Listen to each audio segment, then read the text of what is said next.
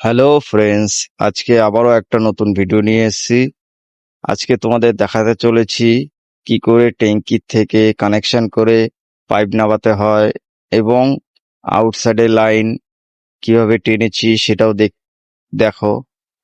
এই যে দুখানা পয়েন্ট, একটা হচ্ছে ডাইরেক্ট কল, একটা ট্যাঙ্কির কল, এগুলো সবই আমি নিজেই করেছি।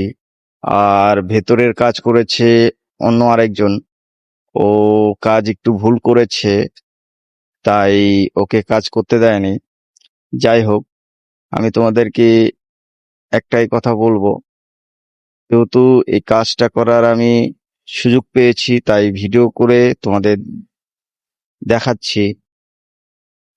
এখন যেই পাইপটা দেখবা, এটা হচ্ছে ডাইরেক্ট লাইন, ঠিক আছে? এটা কি করে জুড়েছি কি না জুড়েছি দেখো।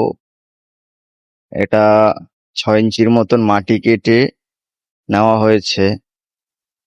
যেহেতু এটা ডাইরেক্ট লাইন, সবসময় জল পড়তে থাকে, টাইমে টাইমে জল আসে, টাইমে টাইমে বন্ধ হয়ে যায়, তাই চাবি লাগিয়েছি, বন্ধ করে তারপরে আমরা কাজ করছি।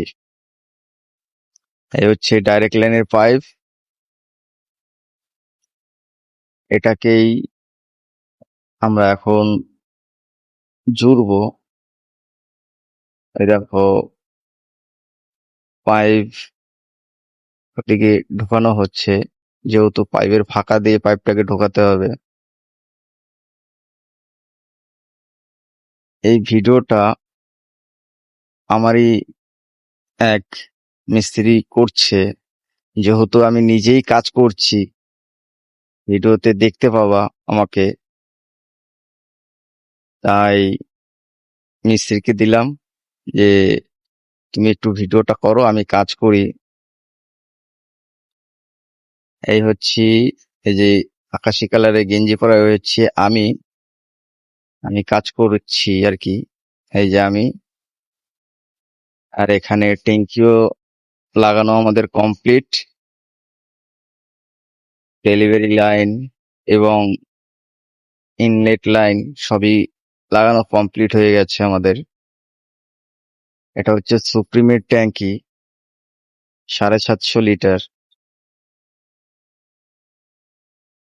তোমরা ভিডিওটা দেখে তোমাদের যদি ভালো লেগে থাকে তাহলে লাইক অবশ্যই করো এবং কমেন্টে জানিও আমার কাজ তোমাদের কিরকম লেগেছে। আর নতুন নতুন ভিডিওতে তোমরা আমাদের পাশে থাকো।